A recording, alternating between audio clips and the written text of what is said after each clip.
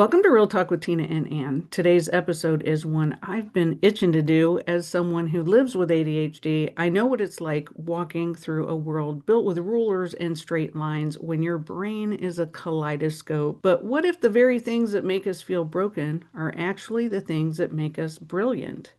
My guest today is someone who gets it on every level. Ron Souers is an ADHD advocate, the voice behind Don't Mind Me, I Just Have ADHD. Dives into the experience of living with ADHD, addiction, and depression, and he's the author of the Self-Discovery Journal, which I have right here because I ordered it for Wow. adults with ADHD. Yeah, he's a consultant who helps businesses create neurodiverse friendly environments, and he supports employees navigating ADHD with tools, compassion, and real-world solution. And he helps ADHD individuals who struggle with depression and addiction and help discover purpose on the other side. And he just might be a rapper too, from what I understand. So Ron is proof that us ADHDers might have a hard time with our to-do list, but we can have executive dysfunction and still execute our purpose. So thank you so much, Ron, for being here today. Well, thank you. That was very flattering, and it's an honor to be here and share this space with you. And you've clearly turned your ADHD into a mission and a passion for helping Yeah. others. But I'd love to go back to the beginning. What was life like before, pre-diagnosis, and what led you to understand that your brain was different and that you needed help navigating the world? Yeah, it was quite the journey. The first time that I realized that I may have ADHD was like I was about to get fired from my job, and I was like running into stuff. I couldn't slow down. I was Mm. damaging company property, injuring myself. And I was, unfortunately, I had people in my life that were telling me that, maybe you need to seek help about this. Like they were already telling me you need to slow down my whole life. And I just thought they just didn't know what they were talking about.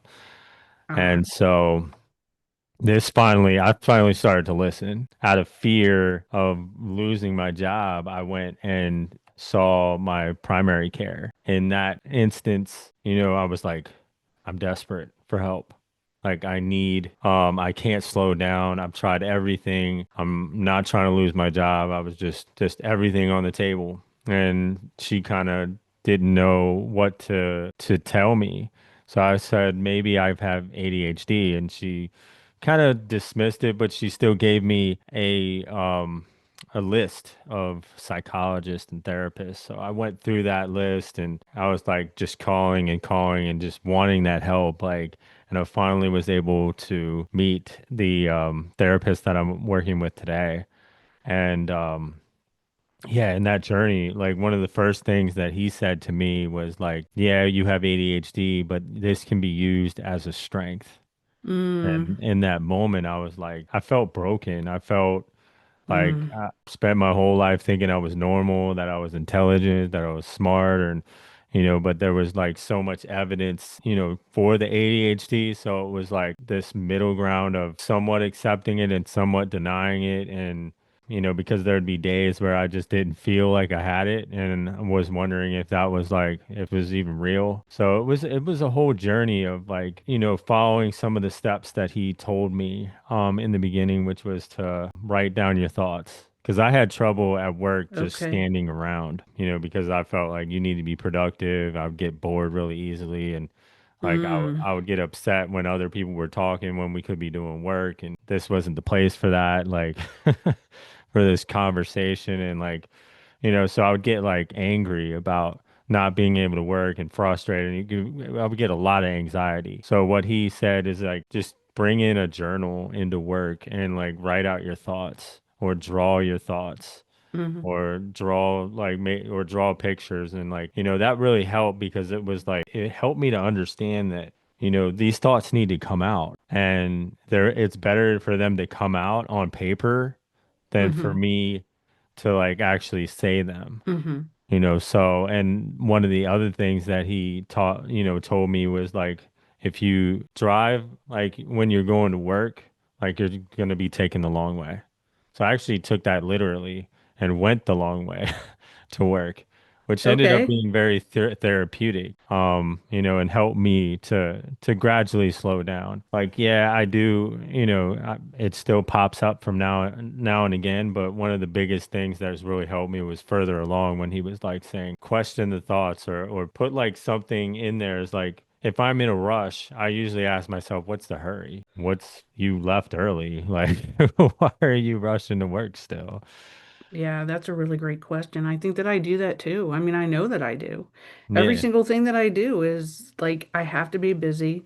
I have to be doing 10 things at once. And I don't understand when other people say that they're bored or, they are standing around. I'm the exact same way. So yeah, it's just, I guess, a part of who we are. But I don't know. You used the word, that you weren't normal. yeah. Is that the way you really see it? Is that we're not normal? Yeah, in the beginning, I definitely felt like I was broken. Like there was something with my brain that just was just be ashamed about. Like this was a Yeah. problem, and there was a lot of denial with depression involved early on, and I've been able to explore that with the acceptance. What Okay. really helped me to accept it was like, so I stopped seeing my therapist after, about 9 months or something. And I was like, yeah, I graduated. And, he's a good enough therapist that he's not going to just tell me like, nope, you have to stay. You're not good. Like he's just going to allow me Mm-hmm. to do what I need to do. Mm-hmm. And that's what, I find really about him is like he's like more about listening to the patient and not prescribing medication, like, even I though love like it. when I went back because I had taken on a new role and I was driving a forklift and moving transporting dangerous chemicals around, and I had ended up doing the same pattern and like going too fast, I hit, like, I took out a reinforcement pole, a concrete reinforcement pole, Ooh. and like punctured drums with the fork tips and like with chemicals in it, and like it was a mess, and it was a lot of stress, added stress onto what I was doing, and so I went back to see him in the middle of that process saying like, yeah, how can I slow down? Like, I really need this. Like, I'm taking this ADHD seriously. I haven't fixed it. Like, it's not something that, that Mm. I've done. I looked at it like in more long term. I need to invest in this. I need to invest in myself. This is priority one. And even in that process, I still hit this pole that was above me while I was pulling the forks back down. And even though it wasn't like that significant, to me, it was a sign. It was like Mm-hmm. that straw Right. that broke the camel's back. Because I was really trying my best to slow down and pay attention. And Right. I was just, and it still happened. So I was so mad at myself, so frustrated, scared that I was going to lose my job because, like, the situation that it came with it, I decided that in that pretty much that day that I needed to step down from that role and go Oh. back to my previous role with the company, which they were open to. And that took a lot of strength and humility and to do Oh. that. And I definitely had, it was rough those first couple of weeks because my mind's like, did you do the right thing? And what are other people going to think? And it's not about those other people. It's about like me keeping my job or me keeping my sanity. And Mm-hmm. honestly, it was one of the best things that's ever happened to me because if that didn't happen, who knows where I would be? I don't really want to know, but I know I wouldn't be here on your podcast. I wouldn't have written that book. I wouldn't have found this calling that, I feel like so many men and women are in the same boat, Mm-hmm. that they're trying to do their best and they don't even know what's wrong with them and don't even think that there's something wrong with them because that's hard. That's a hard pill to swallow. I think that ADHD is a term that people throw around a lot of times when Yeah. they're talking about kids who have a lot of energy or, they're not paying attention in school or they have that squirrel moment. But really, what is it in adults? What would you say it is in adults? What are some misperceptions? Yeah, and I totally agree with you. It's very superficial, the understanding of ADHD, because like me, I felt when I first found out about it, like this was something that I grew out of or can grow out of. It's the way that your brain is developed early Mm-hmm. on, in childhood. So it comes from stress. Like I feel like all people which are neurodivergent are actually just sensitive people. You know, Mm. more highly sensitive people that just had a lot of stress or trauma during that time, and it affected the way that their Interesting. brains developed. Okay. So with ADHD, it presents in adults a little differently than children because, like, children, it's more physical. It's a more like you can see the symptoms much more. With adults, the symptoms are still kind of the same, but the adaptations have taken place. So it's like because of the shame and the guilt Mm. and whatever, you know, the system or their parents have given them and they've received, they've decided to mask and become more Yes. of a, you know, socially acceptable person because they don't want to go through that humiliation or that pain that when they did show who they were emotionally or they're running around, you know, pitching a fit, you know, like I used to run around in like department stores and pitch a fit and, you know, because like I had all these emotions going on. I'm a kid. Like kids Mm-hmm. are supposed to be running around and free and enjoying life and especially in today's society, it's like we're putting so much pressure on kids to perform and to be successful at earlier and earlier ages. Oh yeah. There's no time to enjoy the life of the with the lack of responsibilities. Mm-hmm. Like you're never gonna go back to be able to go back to that once you cross this threshold, Right. Right.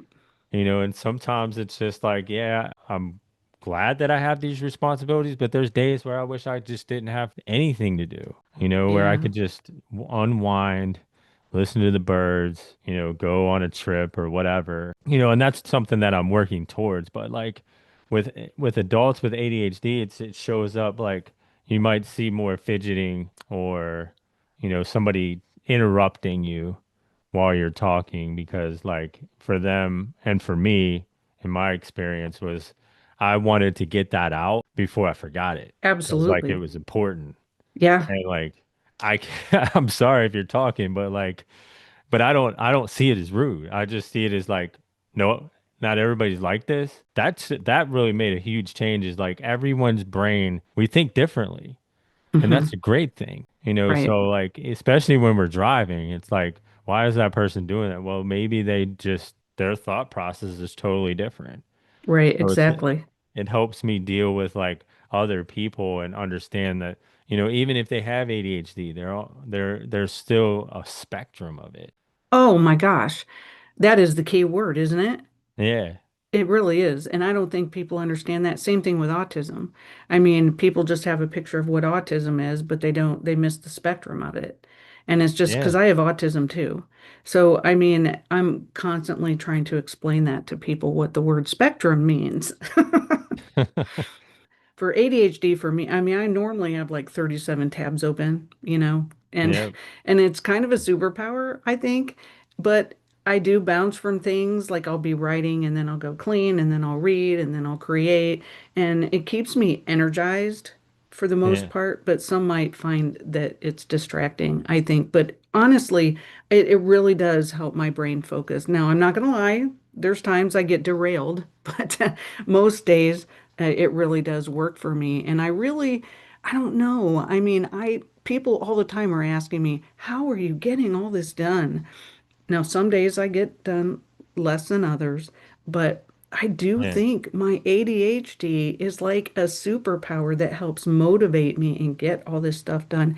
And I'm not really sure how much I see it as a flaw. Yeah. And nowadays I'm happy with who I am. Like I understand myself on a deeper level. I have a direction to look, you know, and I have boundaries, you know, that I try my best to like maintain inside. But it's okay to go outside the lines. The thing Mm. that you're talking about with the superpowers, like, yeah, it's like we have strengths. We all have strengths. Mm-hmm. Certain, being more sensitive is a strength because we're able to empathize on a deeper level. We're able to have compassion. And I believe almost every neurodivergent person is more justice sensitive. So they like when there's injustice in the world, we feel more for it and we're more likely to speak up and say something about it, especially if we know how to do it. That's why I'm huge on what I coach, which is being more pro-social because like if you can't like we c- we normally don't speak up for ourselves Mm. when there's an opportunity to do that, and Yeah. it's like explaining the situation and like how we feel and expressing that how we feel in that moment because feelings are important. They tell us a lot of things, but a lot of us don't know how to read those feelings or even worse, we just ignore them and push them down. We're a being that was designed to feel. Like, so it's like if a guy feels sad or, scared, it's like, oh, we're not supposed to talk about that Mm-hmm. because that's just not something that we're supposed to feel, but yet we're feeling it. Mm-hmm. So like it's like now I feel bad about myself because I feel this way because I shouldn't be, but yet I am. Mm-hmm. So it's like the only way to really comprehend that without going insane is to say, well, I'm a problem. This is a problem. I'm the problem. So the only Mm-hmm. way I can fix that problem is to not do that. If that makes sense. Yeah, it does. But I do think that people with ADHD, with a lot of our, with feelings and things like that, I think that we feel so much and we Yeah. can see so much and we can see patterns and we can see, we can solve problems Yeah. that maybe other people can't. Yeah, especially with what I'm understanding from autism is like you're able to see patterns very Yeah. easily that Yes. other people can't. Yes. With And I think so too with ADHD and a lot of neurodivergent people. I mean, we can catch things, we can scan the room, we can see things that a lot of yeah, people can't see. And we also are very empathetic people. And I don't care what anybody says. Lots of times they think neurodivergent people aren't empathetic, but I think that we are more so. yeah, and I believe that's true, but it's just you have to be able to be in touch with that Hmm. and have that growth and that acceptance of who you are first. Because if you're in a constant state of being broken, and you still have that Yeah. empathy, but it's not as powerful as it can be. And with ADHD, there's a lot of creativity in there. There's a lot of that emotional, like you're able to think outside the box and see things in a different way, Hmm. especially when Hmm. it comes to problem solving. So it's like focusing on those things. There's a drawback to that creativity is like you have to be able to rein it in because if yeah, you can do all these things, but finishing it and follow through are There you going go. to burn you out. So it's like you can't sign up for 1,000 things, even though it's all creative and it all can be done and it's all Yeah. great. You've got to be able to, for your own sanity and for your own own health, you've got to be able to like prioritize those things. We say, well, is this good? Is this getting me towards my goal? Or is this something that I can put away for later? Yeah, I walk around with a checklist. I have to figure that out sometimes. Why do you think most traditional systems just don't work well for our ADHD brains? Because, most systems and institutions are designed to operate one way, and we interpret and process another way. So, how does this work? Well, I think most systems are designed to, repress us and conform us, especially in the United States. Yeah. And that is such a weak system. So it doesn't really work for anybody.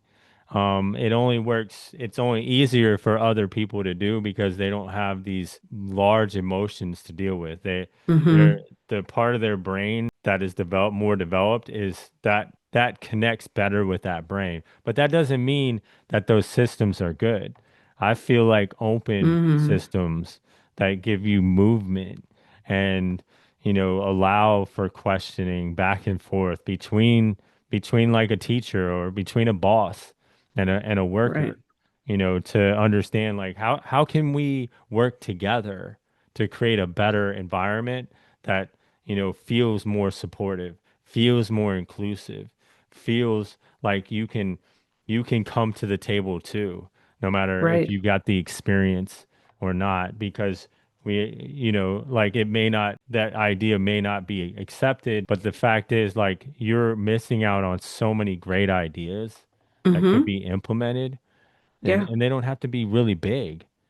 Right. If you open up that door and like people feel like they can come to you. That is so important to open up that dialogue in any kind of system that we're in. And I had an experience one time, and I mean, not just one time, but this is one example of it, Yeah. where I think that the service industry actually needs to be trained everywhere. If you're dealing with people, you need to be trained in neurodivergence because Yeah.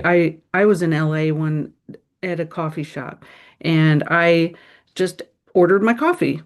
And Hmm. as an autistic individual who doesn't oftentimes look at people, because when I'm in a very, closed space or whatever, it kind of, I can't hear you and talk to you at the same time and look at you at the same time. It's kind of a thing.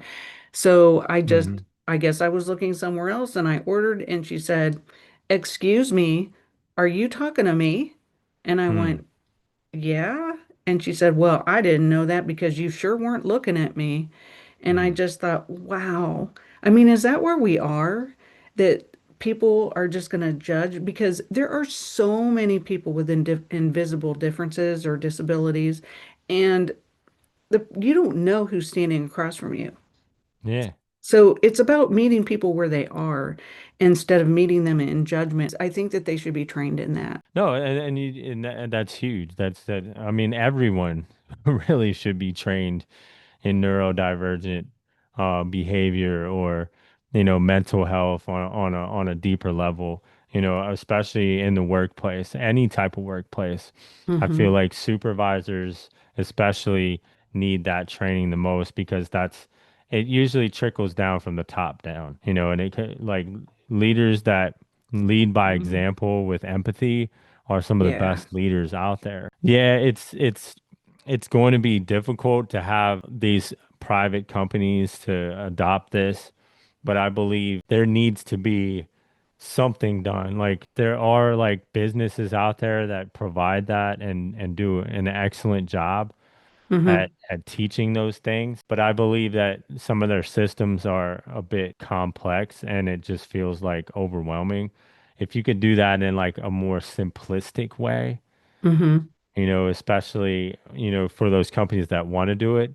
And Hmm. then for me, like I personally am leaning more towards this, is like there needs to be some like accountability for these companies that are just being neglectful of other people, and these neurodivergent workers that are working, coming, like say me getting on that fork truck, like they should have at least had a screening Hmm. or a questionnaire that said, "Do you have ADHD?" And like, where are you at on that spectrum? So that at least they did their part in doing that. Because like to me, that's mental health negligence. Like you're putting Okay. someone in a position to do something dangerous that could not only hurt them or hurt other people, especially driving heavy machinery. How many accidents happen in America on the highways? People may have a neurodivergency, especially ADHD, and they're just trying to rush because they don't Hmm. have like this ability to slow down. Hmm. These companies need to be able to do that, like part of their screening process. It just needs to get better. I was wondering about, because you said that there was a cost to ignoring Hmm. neurodivergence in the workplace. Is that what you mean by that? Yeah, because you're looking at you're taking these people that you see are burdens, that you see are like outliers, or they're just problematic. Hmm. So you don't want to, the best thing you can do is do your best to deal with them. That's it. You're not trying to Mm. understand them. You're not trying to talk to them. You're not trying to see them as human beings Yeah. that have help.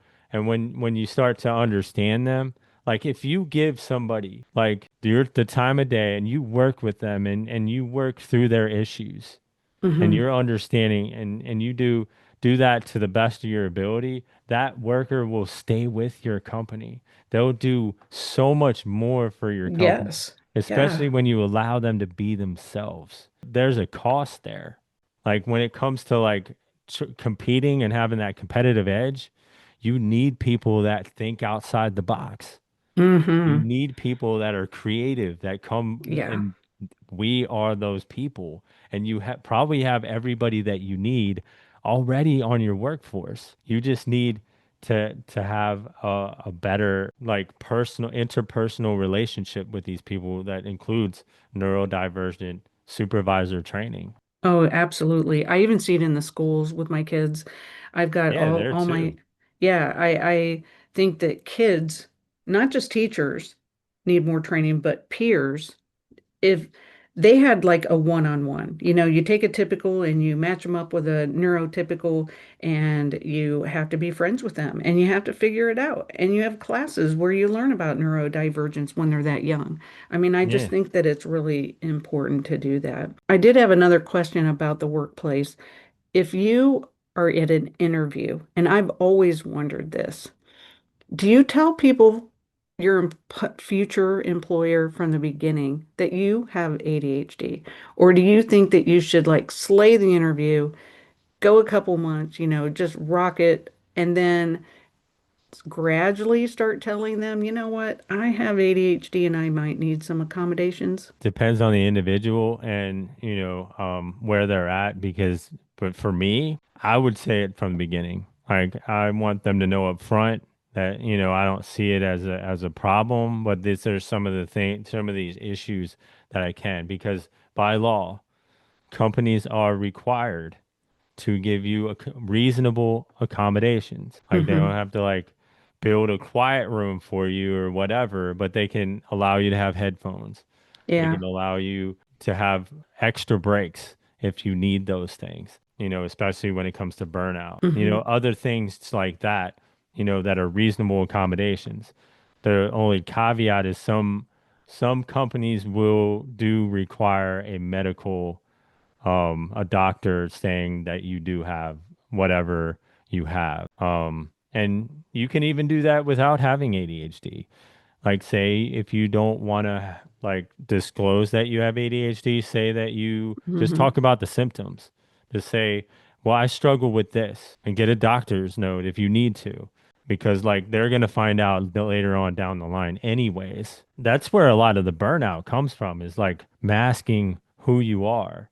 It's like you got Amen. to do the same job that everyone else is doing and then you got to add on that behavior. You have to do the same amount of work but double the amount of energy because you're sitting there masking all day long and Mm. pretending that, and trying to figure out a problem, that most people or other people don't have a problem with, you know what I'm saying? So and then then you've got to overcome that feeling of guilt of like, oh, I'm not smart enough or I'm not as good as them because you're all automatically going to compare yourself to other people. I mask all day. When Yeah. I'm out in the world, that's what I do. And it is exhausting. Yeah. And And it's hard to let people see who you really are. no, I totally get that. But it's like it's so freeing for me just to not care. If like, especially but it comes from myself and that acceptance Right. is like, I beat myself up a lot because I forgot something that I normally remember. Like, how could you forget you're an idiot? But now it's like I've come to that acceptance, like, well, you forgot that happened. Right. You know, that's supposed to. I'm surprised it doesn't happen even more often. Like you're actually doing good. So when Yeah. you like switch that mindset of like, okay, this Yeah. is who I am. This is how my brain is. There's nothing wrong with Right. that. These are the things that I do well that, other people wish they had. Yes. Like I can make my own business. I'm creative. Like I've just got to work on the follow through. Like that justice sensitivity for me is like such a passion and a drive that it's like I want to spend the rest of my life trying to do something about that. So I've already Hmm. got my purpose A lot of Mm, people's purpose in life is like the thing that they look for, and they think it's money because it's like mm, society tells them that they got to be rich, they got to have right. a position of power, they got to have a wife and X amount of kids and this amount of cars, and like you get all those things, and even studies say those things, like that people aren't any happier. The amount that you're like relatively happy is like around 75, $80,000. Anything above that doesn't move the needle. Like you're saying, I mean, purpose is the reason why I do this. And Yeah, this is what makes me happy. And ADHDers have the most non-linear way of thinking, yeah, and and pass. nothing is in a straight line, which allows us to have this intuitive way of thinking. And you've tapped into the creative minds that we have. How would you help someone with ADHD tap into that creativity to be able to take their life to the next level? Yeah, just thinking about where you would like to be in the next 5 years. Like what would that Okay. dream look like for you? This is something that helped me in the beginning was like, so really visualize what you would like, what that Mm, life would look like, what you'd be yeah. able to do, and then create like, and this is something that I got from this book. It's like Pat Flynn, Will It Fly? You take a piece of paper like this, a blank piece of paper, and you divide it into quadrants, and then you put in the four quadrants that like of your life that you care the most about. Like one is like mental health, the other is like physical health and family and like finances. You really write out what that would look like in each quadrant, so you really define your future, and you kind of like you work backwards to figure out how are you going to get to that goal. Like Mm, is each step that I'm taking now leading me towards that goal? It doesn't have to be a straight away, but am I getting better?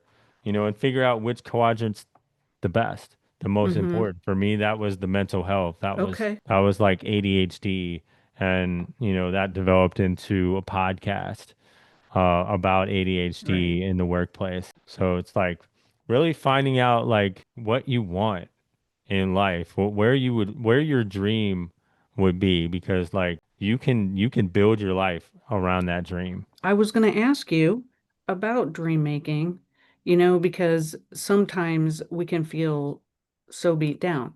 And you talk about that with depression and things like that. And so many times, and I know this for a fact, that there are people out there that really would not have thought that I would have been successful at all. Yeah. And I really always, I've created vision boards. I've pictured, like you said, it's very Hmm. visual for us. I think we need that visual. And I think it's really important that we just stay focused and not hear those outside things Yeah. because so many people can be our worst enemies. Our own definitions of ourselves can be our own worst enemy, and not allow those things to infiltrate who we really are and be able to allow our creativity to become this amazing person that I know that we were destined to be. Yeah.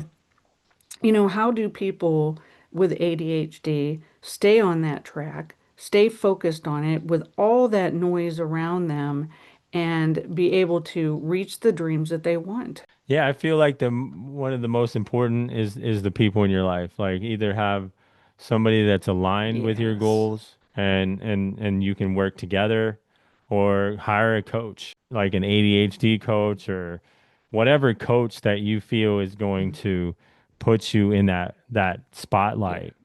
Because no one's going to motivate you the way somebody else that is being paid to motivate you, because you can't motivate yourself like that way. Then there's gonna be those doubts. Mm, You've lived your whole life persevering through those doubts. Those doubts just don't disappear. If you've had a few days or a couple months of like good vibes, and your mindset shifts, it's going, your brain's thought this way for so long, and you've mm, got to work through that, and it's just part of that mechanism that protects you. So you've got to have something that can pull you up when you're down, when you get down, because life is going to happen and mm, those doubts are going to come. I still get doubts to this day, they show up usually in the morning and they're like, I don't know if you should be doing this. This is a lot of work. And like, you're not seeing like immediate success or like something that we define as success in the moment, whether that's like making a lot of money or getting a lot of clients or whatever that looks like. No, the success is like you did better than yesterday. Like you got to look at what you did do versus what you're not doing. And coaches can really help you bring that bring that side of you out that you can have more confidence in yourself. I just want to go here for a second because this is really interesting. We both have our podcasts. We're both ADHD and we're having a regular conversation. And, Yeah. I mean, how do we do this? How do people do this and stay in the conversation instead of get our minds mixed up with everything that are going on in the room? But you and I are having a conversation. We're able to do it. Yeah, it's about active listening, so it's something that, takes practice and takes time. But like the best way that you can do that is, well, there's two different ways, but like the easier way would be if I want to engage in that conversation and what you're saying is like Hmm. I need to pay attention to it so I can like so you can give an active loop of feedback.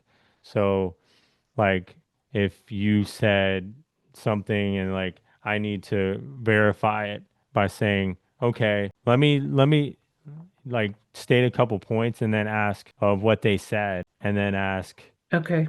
am I getting that right? So they'll explain it back to you if like you got it right or what you missed. So you get kind of like even a better explanation and even be honest. Like say, look, my brain was somewhere else. It does that. I have ADHD. Could you please repeat what you just said? Like, I'm sorry. I wasn't trying to ignore you. Because people aren't going to get mad that you didn't hear them if you tell them why. Yeah, we're constantly trying to figure out workarounds in everything that we do in this world. So I mean that's Yeah. really good. And because we have no choice but to figure out ways to function in systems that were never made for us to begin with, honestly. So we're Yeah. always trying to kick in that creativity and try to figure it out and use that intuitive nature that I think that we have. Um, let's be honest, the typical world is not going to bend. It's just not going to. Oh, yeah. I want to take a moment and talk about your book because I think that your book really is bringing out some of that stuff. It's getting into that underlying piece of who we are as ADHD individuals, the self-discovery journal for adults with ADHD, because, it looks at the tools for those of us who want to uncover who we really are. And what I Yeah. love most is how it's designed for us to go at our own pace. Yeah. That's perfect and no pressure and honest self-reflection. And you've created prompts that don't just scratch the surface. They invite us to go where we probably normally wouldn't even go. Yeah. One thing that really stood out to me is how Thank you. you flipped the script, and you kind of touched on this earlier in your way of thinking, which I like.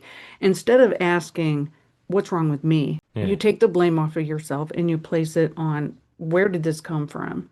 And I think that that's genius because it removes the blame and invites curiosity instead Yeah. of shame. So, can you talk more about that thought process in designing this journal and why you think self-talk is such a huge part of managing ADHD? Yeah, and thank you for that. Curiosity is such a superpower and it's underrated and we all have it. It's just Mm. so hidden. It's buried by the system that we're in. So it was like really opening that up. And, the thought process behind it was like I started to see these details of me that were, emotionally traumatically based. I Mm. wanted to give people an opportunity to be able to, explore that in a way. It didn't require you to just read a book. It was like, here's somewhere where you can write it down. Take your time with it. Come back to it if you need to, so that because once I started doing that with myself, like it unlocked so many things that I thought were true about myself that were actually something that were just stories that I was telling to myself. it's understanding that narrative and breaking that narrative to a degree that you can start to be like, start to question like some of the things that you do and start to Mm. see value in other things. Like it's not me being broken. The blame's not on me. It's just where do you think this started? It's about getting to the root cause of every problem. Like and a lot of us don't look at the emotional aspect of it and the fact that it happened in childhood. Like, how could that affect me today? Like, that was so long ago. But honestly, like, there's so many things that still affect me today. And if I'm not open to those moments, like, I'll always be in those patterns. Yeah, this is the second time you've mentioned about trauma and Yeah. the connection between that and ADHD. And I'm going to be honest, I've never really thought about that. I mean, I know my brain was born this way. I know my brain was wired this way for as long as I can remember, but Yeah. I had a lot of trauma too. Yeah. So, and I mean, it did affect me when, and one of the questions in your book that really hit me right where I live, I guess, is when I feel intense guilt, is it about a current moment or an old wound? And I just, as soon as I read that, I went, ouch. I was like, 'cause, yeah, I mean, that's what you're talking about here. Yeah, it's about that because all of us d experience trauma in one way or another, and trauma a Yeah. lot most people, and including myself, they thought that trauma was physical, was it was like or an extreme loss, like a death, sudden death, Mm-hmm. and yes, those are traumatic, but that's not the only traumas that are out there, and some of them are smaller and they just don't register. Neglect is a trauma. Neglect can actually Mm-hmm. be more traumatic than a physical blow or whatever. You know, I dealt with a lot of neglect growing up from my dad, and that really affected me and my relationships moving forward and the person that I became. So, and there was like, even still, like, because I was always trying to make my dad proud of me. He would never notice. I don't know if he just didn't have the capability of saying something or didn't think that he could because of his upbringing. There was always a resentment there because of that. And even now, it's like anybody that talks down to me or says things about me that, are negative, like I really took to heart and it angered me to that point and like because it went back to that me not being good enough for my dad, and so I was able to see that as like, wow, that's why it triggers me. Not that it shouldn't, but it shouldn't have that like profound effect on me. It sounds like it fueled you to want to be different than your Oh, dad. yeah, and it even changing the dynamic with my like I love my dad and it's just we can't communicate a lot.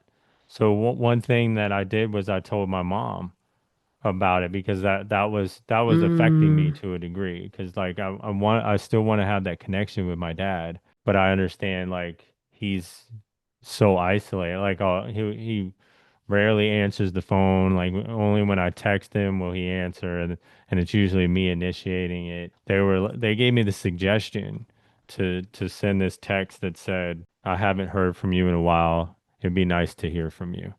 mm, So and then I mm-hmm. put like a little smiley face emoji on the end, To make it light.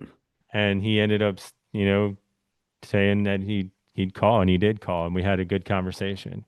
So it was like being open for myself. If I want that and here's an opportunity, there was still some fear there that, he wouldn't respond to that. But at least I'm doing everything that I can to pull him in to this relationship because, I want he's my family.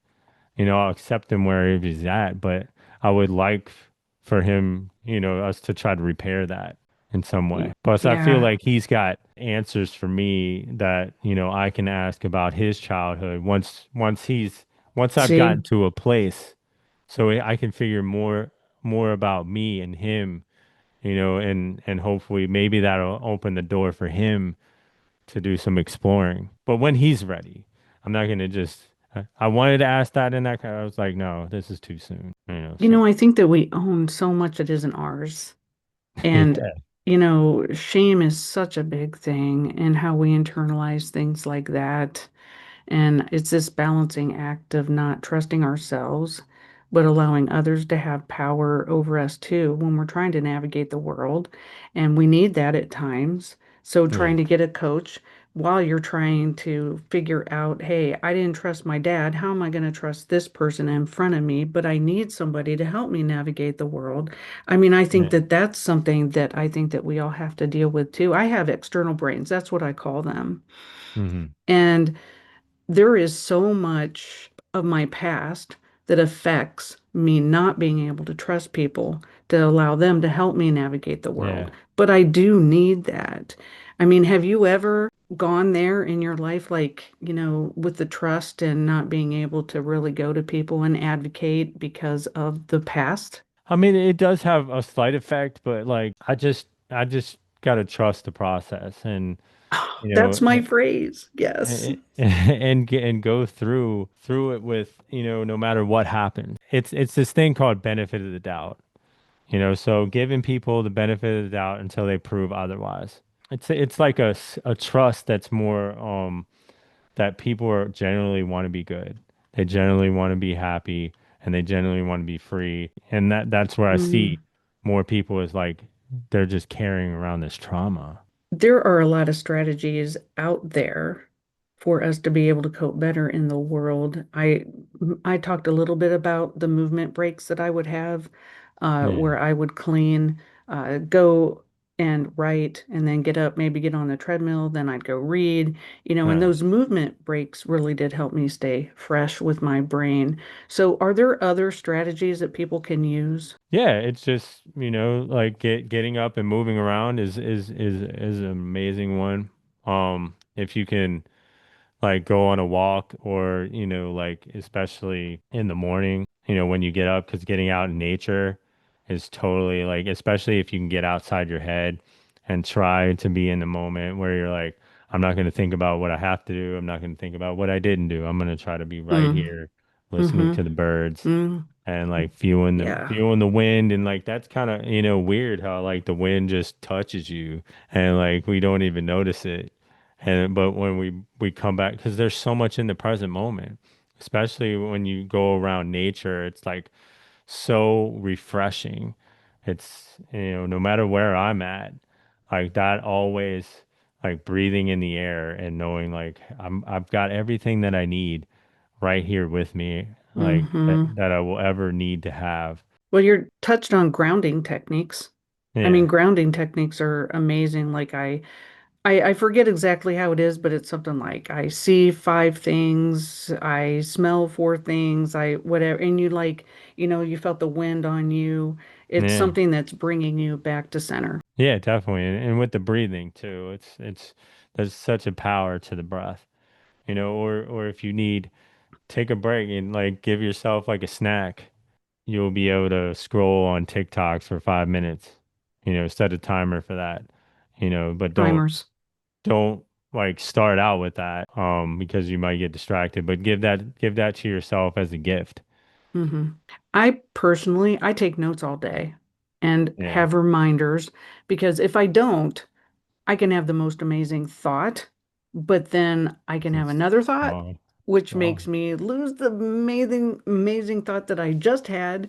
So I really do. I carry my phone and I'm like, I take notes whenever I think of something. I'll even do that at night sometimes, Yeah. and have those reminders too. And it could appear that we have a bad memory, I think, at times because I'm like, okay, now where did I put that? But it's because I'm not even thinking about where I put that when I was putting that there. I'm Yeah. thinking of 50 other things and I'm not really in the present. So I like you constantly talking about being in the present. I think that that's Yeah. really important. I actually have a friend that took medicine to slow down her brain, to quiet her brain, and Yeah. she's very ADHD, and she went off of it because she liked the noise in her Yeah. brain and she couldn't stand how quiet that really was. So I found that interesting, but I think that having that many tabs open, like I did talk about, even though it can appear like I'm forgetful,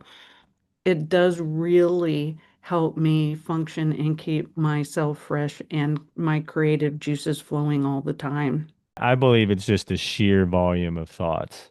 And we Yeah. just don't have the capacity for the To, amount of creativity that our yeah. brain creates.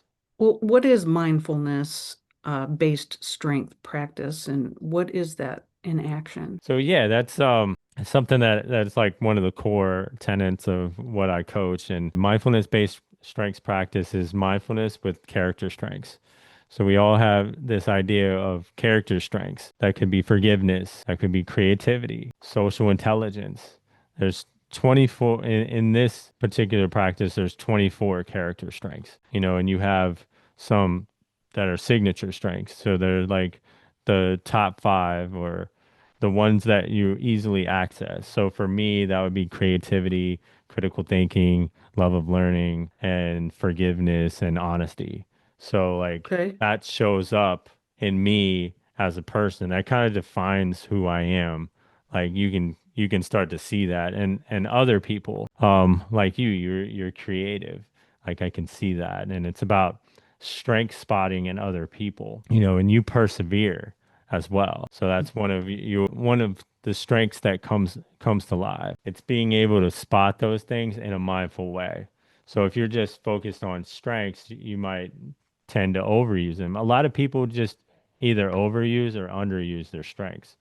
So you can Mm, kind of see the strengths in other people. Well, that person shows a good leadership. Well, they're showing leadership, but they're very like overusing it because they're bossing people around and they okay. think they need to control things. So they have that strength there. It's just rubbing people the wrong way. So if they added more mindfulness into that, they'd be able to adjust that. And it's also bringing that into the mindfulness as well. So it's like bringing that curiosity into mindfulness, which is almost a core tenet of it, but you can also bring forgiveness in there. How can I forgive myself for acting Mm, that way? How can I forgive others? That guy that cut me off in traffic. Maybe, just thinking of myself and like people make mistakes all the time. Maybe he's got somewhere to go. Maybe he got up late, it's like, he's just trying to get to where he needs. Maybe he's got ADHD and he's just can't help himself. it sounds to me, because I had didn't know about this, but it sounds to me like it's about meeting people right where they are Oh instead yeah. of wanting people to know where you are and but understanding where you both are Yeah. and without judgment. Yeah, yeah, definitely. It's about developing a relationship with yourself and then that relationship. Because when you put out strengths into any environment, it tends to grow and radiate out into the other people.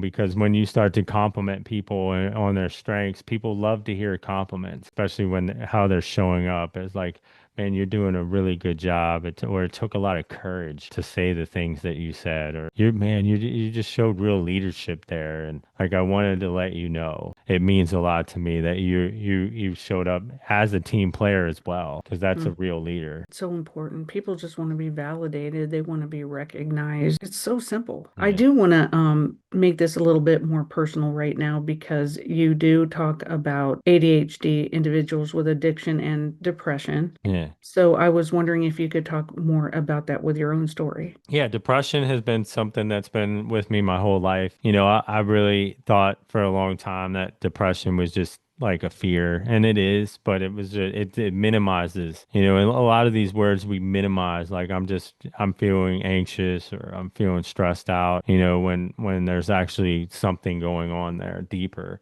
So with the depression, like I feel like it came from that same place of like neglect and like not being worthy of love. So I would Mm, always seek out love in different ways like that weren't really love. It was just either lust or self-gratification. So it would be, like I would have to have a relationship, an intimate relationship in order to feel like I was being loved. Like hmm I was, but it was never enough because it wasn't the love that I actually needed. through mindfulness, I was able to. So I got pretty depressed because people weren't calling me and checking up on me or texting me to see how I am. It really affected me because I Mm, was reaching out and it just seemed like I wasn't getting that in return. So it just felt like, well, that's my value there. People don't really care because I'm not worthy of being cared about. Well, I'm practicing mindfulness right now. I am worthy, hmm. that I am that I do self-love and I do care about myself because I'm continuing this practice and I'm trying to get better with it. And with me, depression is about, or any feeling really, is like not trying to stop it, not trying to avoid it, not trying to push it down, but just sitting with it Yeah. and exploring that emotion and where it's come from, or just pushing through and doing the activity or the thing that I don't want to do when I'm depressed. Is that what you do when you coach people, is help them try to find the root? Yeah, try to, and not all the time there's going to be an answer, but Yeah. sometimes there will be. But it's about that exploration. It's about sitting in that emotion and being okay and not Got giving it. it the power. That's good. So yeah. Yeah. Not giving it the power. Which, by the way, with addiction, what about addiction? Is there a connection between ADHD and addiction? Yeah, I feel like they're very closely linked. There's a lot of overlying attributes. So like one is like the impulsivity. There's a lot of impulsive behavior with a lot of addicts, and that comes Got from, it. That makes and that's sense. also with ADHD because we have these strong emotions and we want to have this something to get us out of there, and we don't have that prefrontal cortex that's developed. So when a thought pops in, we just act. There's no like, okay, you need to think about this and like maybe this isn't, or run this by somebody. So Yeah. that's kind of Oh, what they teach you in recovery, is to like just run this by somebody, if it's, especially if it's an emotional decision. And that inward unmanageability, which they call that in recovery, is also that emotional dysregulation. So it's like my emotions can go anywhere and that makes me unmanageable because like I could react in a negative way just based on the way somebody talked to me. So it's like understanding that when I made that connection, I was like, wow, so I'm not like, a screwed up person that's just got bad morals. I just mm, it's just the way my brain's set up.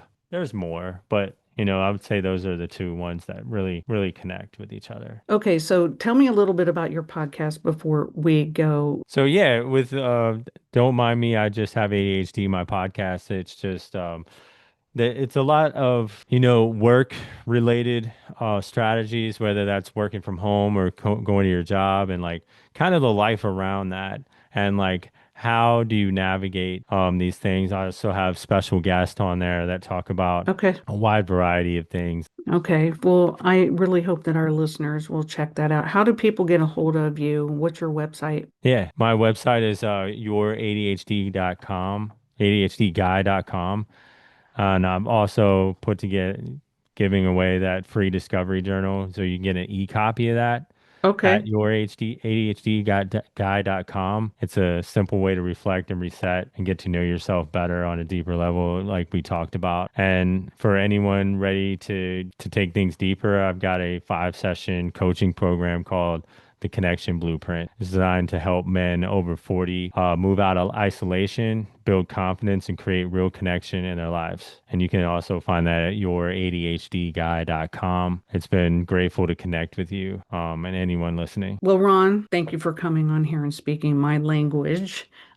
Thank you for showing up for the misunderstood and the misdiagnosed. If you're listening and you've ever felt like your brain didn't fit the mold, I want you to know there is no mold.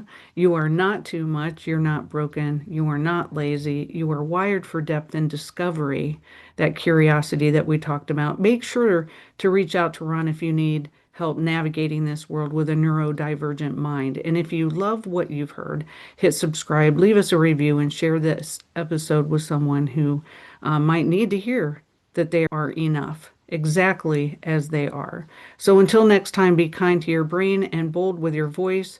Remember, there is purpose in the pain and hope in the journey, and we will see you next time.